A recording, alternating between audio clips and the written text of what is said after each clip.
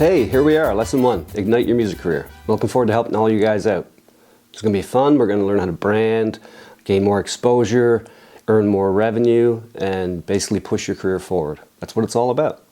So today we're going to cover a few different things. If you look in your lesson folder, there are some different documents in there. There's an activity, which I'll talk about a little bit later on. There's an overview, which has examples of different types of music and genres and styles used in different types of shows, which we'll talk a little bit about later as well. There's a free sample pack in there as well that you can use, royalty-free, in your music. So today we're going to talk a little bit about the basics of music licensing first, because it's kind of a relatively new field in music. So we're going to talk about what exactly it is, how it's used and by who in their projects, how it's going to help your career, not just financially, but also other ways as well. So we'll get moving forward. I encourage you to take notes and go back to the video as many times as you need, and let's go.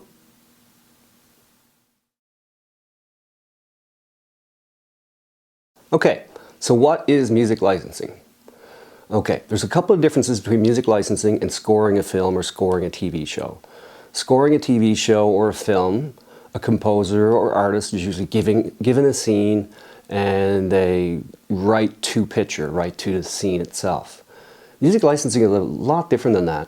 Typically the music that I write or any other composer or songwriter writes that's placed in TV shows, it's not written for that purpose. It's actually written, it could be an album that you've done of songs, it could be a bunch of cues that are, suspicious and creepy CSI-like. Could be that mariachi song that's on a bunch of shows that I wrote years ago. So it's really music that's written by the person or by the people, but it's not really written to a certain picture. And we'll get more into that later on as we go into the course. So music licensing is really the placement of a section or a tune or a track into an existing picture. So the picture is done, it's created, it's edited by the music editors, and we'll talk about their roles later on as well.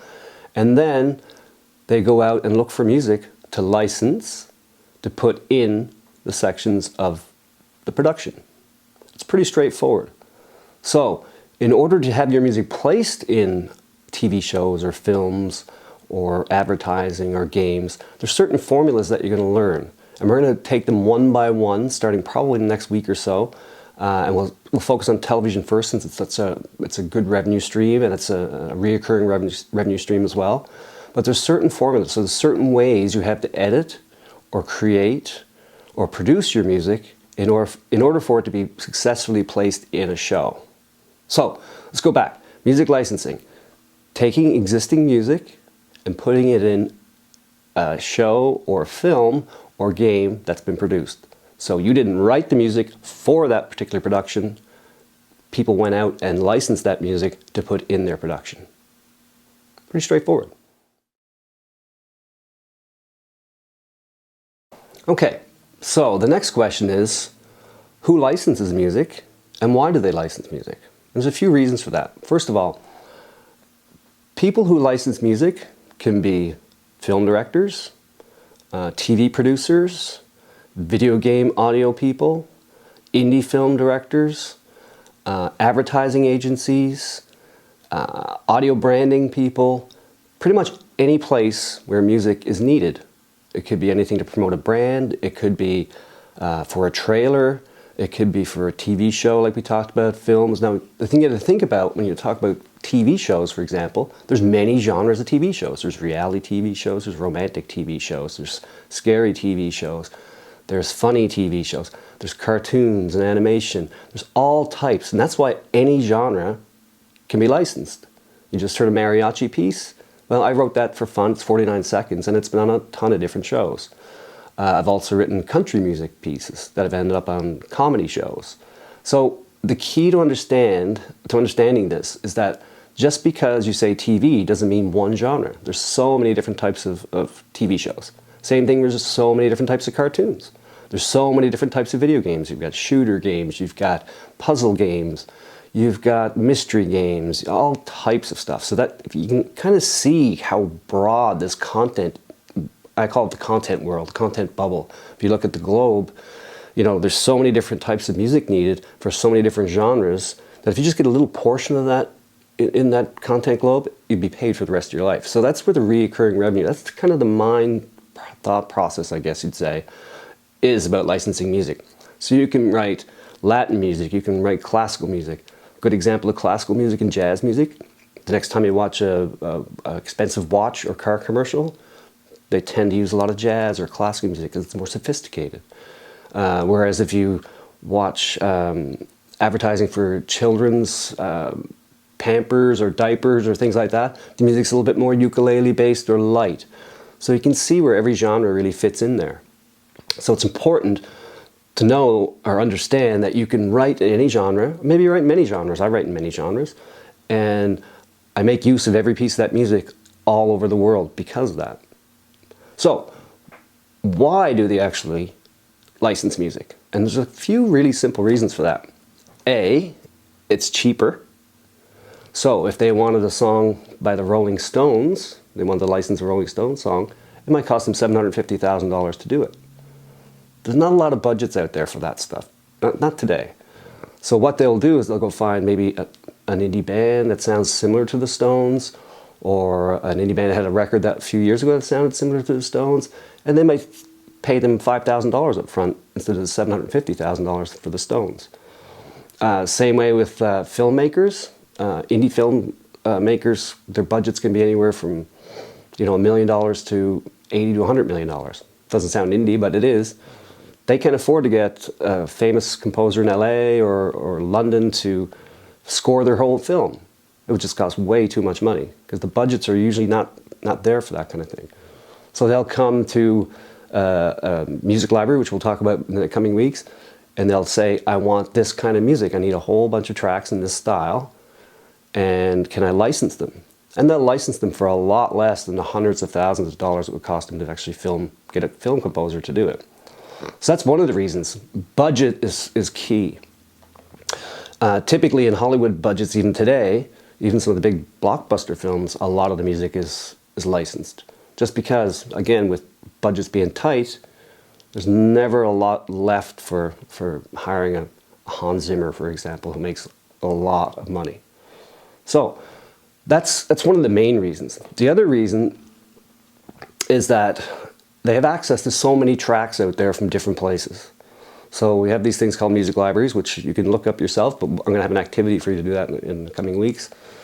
So these places house thousands and thousands and thousands and thousands of pieces of music in all kinds of genres, and it's really easy for an indie filmmaker or a TV producer to go and just say, hey, I need a bunch of tracks in this style or styles. Can you license them to me? And it's a lot cheaper for them.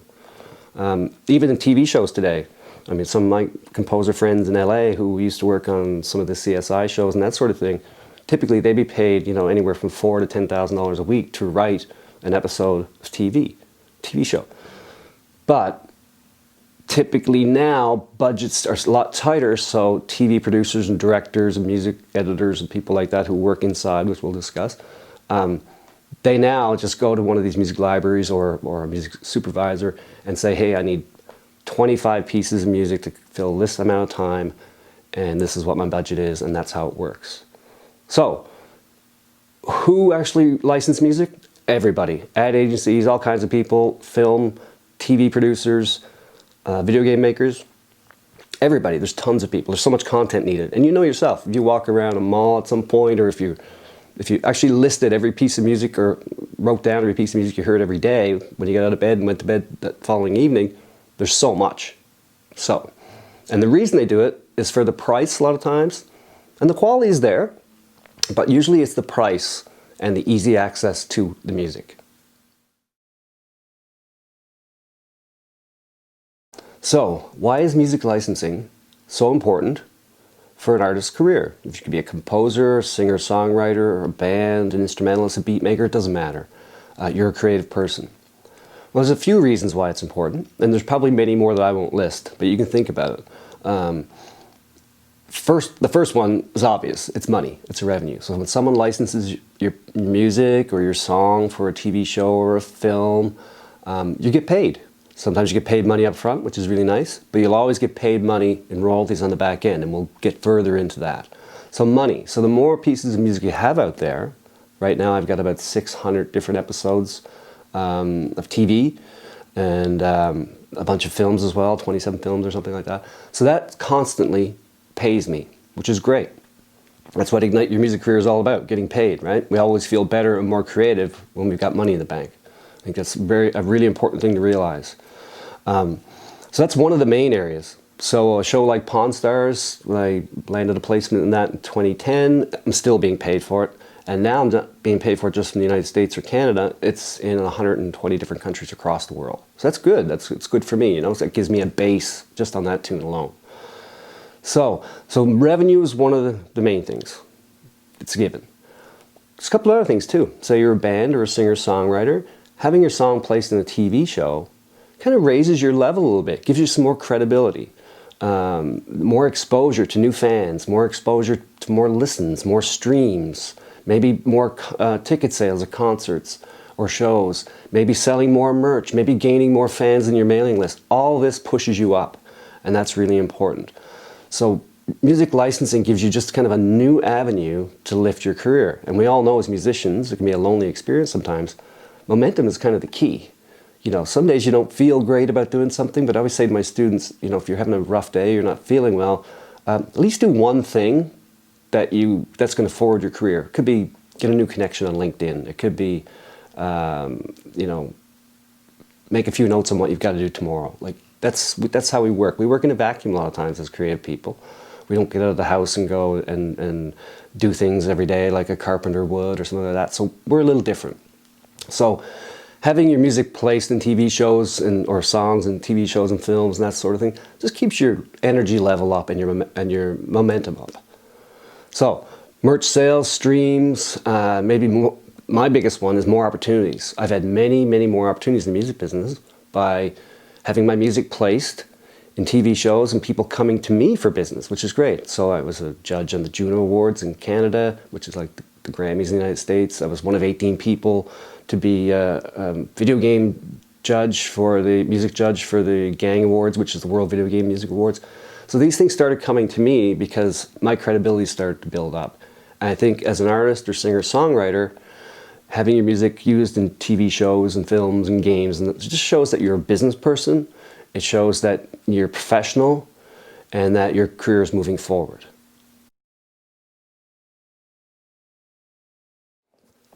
Okay, so here's the activity. I put a clip up there, and I use this clip all the time. And by the way, if any of these clips do not work in your territory or area, you should be able to go on YouTube and just put them in there, and they should pop up. The links might be different, but you should be able to find them. And if not, substitute them with other links maybe, or other shows with similar styles. So here's the activity. There's a 3-minute and 50-second clip of a show called Pawn Stars. Everybody probably knows what Pawn Stars is. Within that clip, and it's kind of neat, it's a neat scene. It's about a woman who brings in a guitar signed by the Beatles. And of course, she wants to sell it to them, and they want to find out if it's real. So within that scene, there is a lot of stuff going on. Musically, sound-wise, which you get paid for too, depending on the whoosh and whish that come in with different titles and all that. So there's a lot of stuff going on. So what I want you to do, and this is kind of a technique that we'll talk about probably when we get to films and things, but this is almost called spotting, right? So you're spotting where the music is. So what I want you to do is go through the clip a couple times with your headphones on, listen really closely. Then I want you to go back and listen to it a few more times, maybe with a pen and pencil, and print out your sheet. And I want you to list how many pieces of music are actually in that 3-minute and 50-second clip. I think you're going to be quite surprised. You're also going to be quite surprised at the genre, and I'm asking you to write that down as well. What style or genre that music is in each clip, each part of the clip.